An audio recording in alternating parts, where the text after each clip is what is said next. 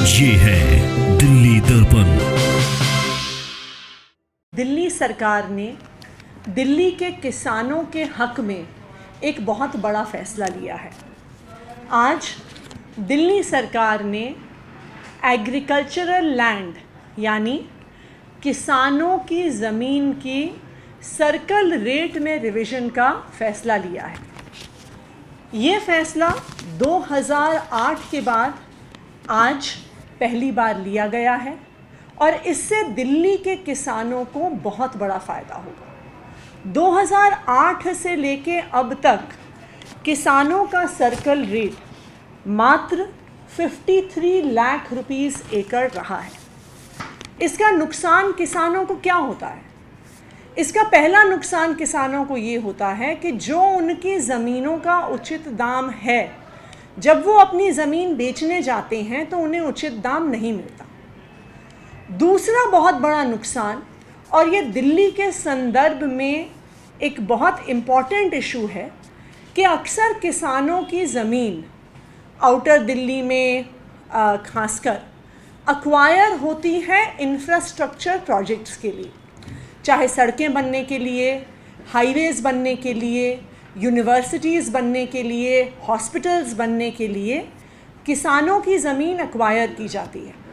लेकिन land acquisition में, ज़मीन अधिग्रहण में किसान को नोटिफाइड सर्कल रेट के अनुसार ही मुआवजा मिलता है। तो अगर notified circle rate 53 lakh rupees एकड़ है तो उसके अनुसार ही किसान को मुआवजा मिल रहा था, जो कि एक्चुअल मार्केट रेट से बहुत कम था। इसका नुकसान ना सिर्फ किसान को होता है, इसका नुकसान सरकार को भी होता है, क्योंकि जब किसान को कम मुआवजा मिलता है तो वो अपनी ज़मीन सरकारी प्रोजेक्ट के लिए देना नहीं चाहता। फिर मामला कोर्ट जाता है, कोर्ट में कई साल लड़ाई झगड़ा चलता है और कई सारे इंफ्रास्ट्रक्चर प्रोजेक्ट्स इस वजह से डिले हो जाते हैं। अब सर्कल रेट के रिवीजन के बाद किसान को उसकी ज़मीन के अधिग्रहण होने पर, उसकी ज़मीन एक्वायर होने पर सही और जायज़ मुआवजा मार्केट रेट के अनुसार मिल पाएगा। तीसरी जो खामी अभी तक सर्कल रेट्स में थी, कि पूरी दिल्ली की एग्रीकल्चरल लैंड का सर्कल रेट एक बराबर था। एक बराबर सर्कल रेट होना दिल्ली की असली मार्केट कंडीशंस को रिकग्नाइज नहीं करता, क्योंकि दिल्ली के कुछ हिस्सों में ज़मीन का दाम बहुत ज़्यादा है, ज़मीन की डिमांड ज़्यादा है और कुछ हिस्सों में थोड़ी कम है। इन्हीं सब फैक्टर्स को ध्यान में रखते हुए दिल्ली सरकार ने किसानों के हक में एक बहुत बड़ा फैसला लिया है, सर्कल रेट्स के रिवीजन का फैसला लिया है और अलग अलग दिल्ली के हिस्सों में अलग अलग सर्कल रेट करने का फैसला लिया। तो अभी जो एग्जिस्टिंग एग्रीकल्चरल लैंड का सर्कल रेट था वो 53 लाख रुपीस एकड़ था, लेकिन अब उसे बदलकर साउथ डिस्ट्रिक्ट में इसे 5 करोड़ रुपए प्रति एकड़ किया गया है, नॉर्थ में 3 करोड़ रुपए प्रति एकड़ किया गया है, वेस्ट में, नॉर्थ वेस्ट, साउथ वेस्ट में भी 3 करोड़ रुपए एकड़ किया गया है, नई दिल्ली डिस्ट्रिक्ट में 5 करोड़ रुपए एकड़ किया गया है, सेंट्रल और साउथ ईस्ट डिस्ट्रिक्ट में 2.5 करोड़ रुपीस पर एकड़ किया गया है, शाहदरा, नॉर्थ ईस्ट और ईस्ट में 2.25 करोड़ रुपीस पर एकड़ के आधार पे अब सर्कल रेट निर्धारित हुआ है। जैसा मैंने आपको कहा, इससे दो बड़े फ़ायदे दिल्ली के किसानों को होंगे। सबसे पहले, जब वो मार्केट में अपनी ज़मीन बेचने जाएंगे, अगर वो बेचना चाहते हैं तो किसानों को अपनी ज़मीन का सही दाम मिलेगा। दूसरा, अगर सरकार किसी इंफ्रास्ट्रक्चर प्रोजेक्ट के लिए ज़मीन को एक्वायर करती है तो अब किसानों को सरकार की तरफ से उचित मुआवजा मिलेगा।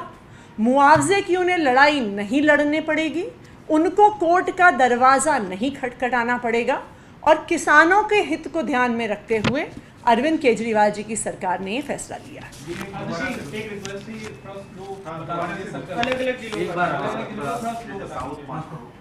हाँ जी, तो 2 ज़िले हैं जहाँ पर 5 करोड़ प्रति एकड़ का सर्कल रेट है, वो है साउथ और नई दिल्ली। 3 करोड़ रुपए एकड़ का rate district north, district west, district north west और district south west. 2.5 crore rupees पर एकड़ का सर्कल रेट डिस्ट्रिक्ट सेंट्रल और डिस्ट्रिक्ट साउथ ईस्ट और 2.25 करोड़ रुपीस पर एकड़ का circle rate Shahdara, north east और ईस्ट डिस्ट्रिक्ट में निर्धारित किया गया है। ये इसकी अधिसूचना हो चुकी है या अभी होगी? किस स्टेटस इसका क्या है? इसकी अधिसूचना हो चुकी है।